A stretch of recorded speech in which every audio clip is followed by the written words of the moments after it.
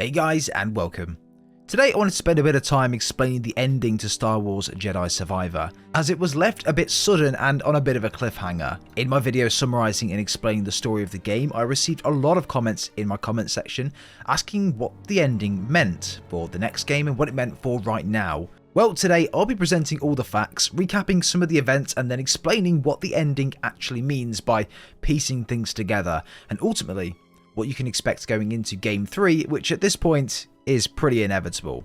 I'll also be making a series of lore and story videos around the game, some of the characters, going into detail around some of the characters and what happened to them and things like that, and what that might mean for the future of the franchise as well in terms of the games. If you like the sort of content not only for the Jedi Survivor, but other huge releases as well that are coming out, and future ones too, or just love story content, consider subscribing to the channel as well. It would be very much appreciated, and drop a like on today's video to get it out there to people as well. But let's dive straight in.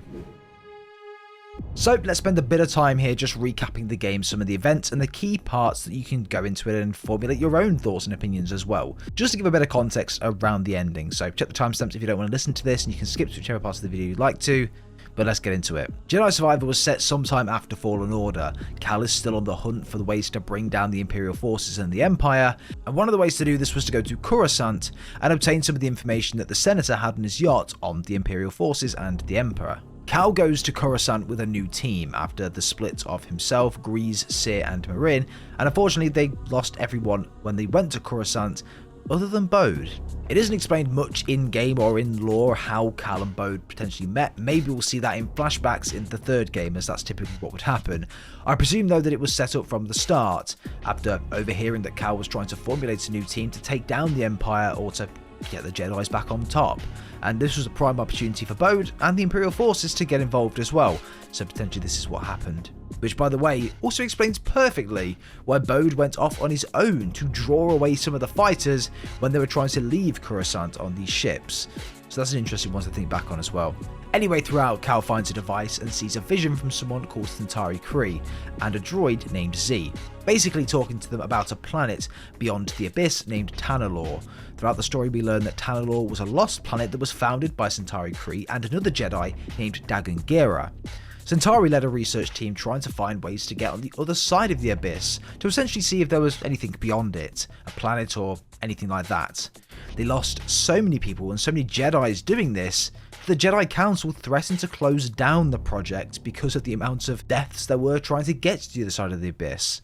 However, Dagan Gera decided to take this on his own and fly his way into the abyss, and he came out on the other side and founded Tanalorr.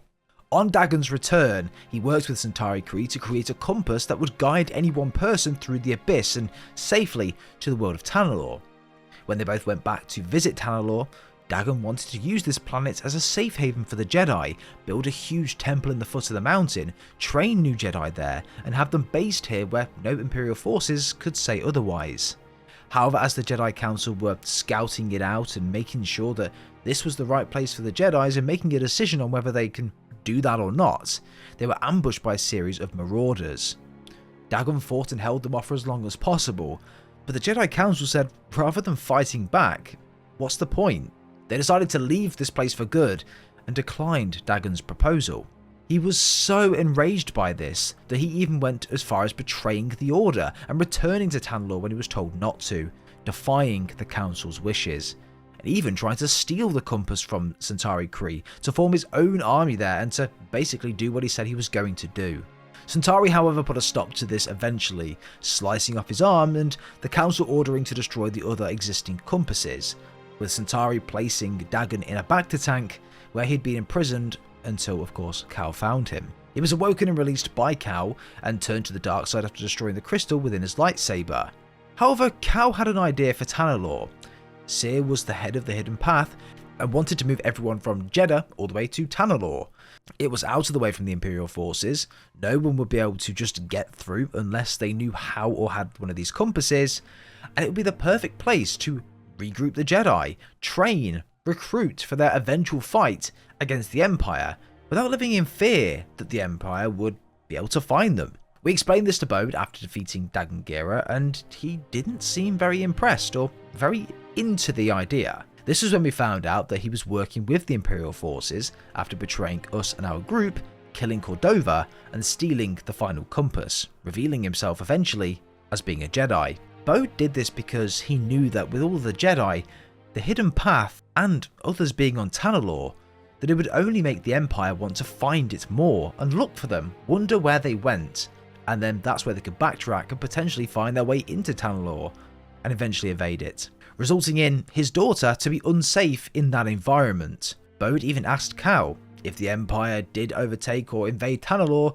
would he be able to keep his daughter safe? And of course you can't promise that. Bode wanted to steal the compass and move just him and Kata to Tanalorr and live there peacefully without the need for running anymore. So we took care of that at the end of the game and found that if we aligned all 3 of the existing arrays, it opened the abyss and allowed someone to go through without the need for one of these compasses. And of course that's where we were left on a bit of a cliffhanger.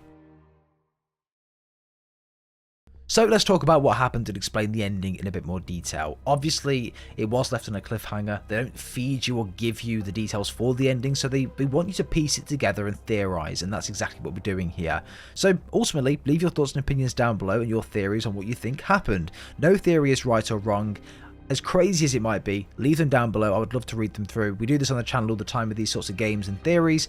Just leave any theory you have down below. The community would love to have a read through them and then spin off those theories into something that they think as well. And maybe you've got the good base idea, but someone else can add to it and make a more stronger theory. So leave them down below.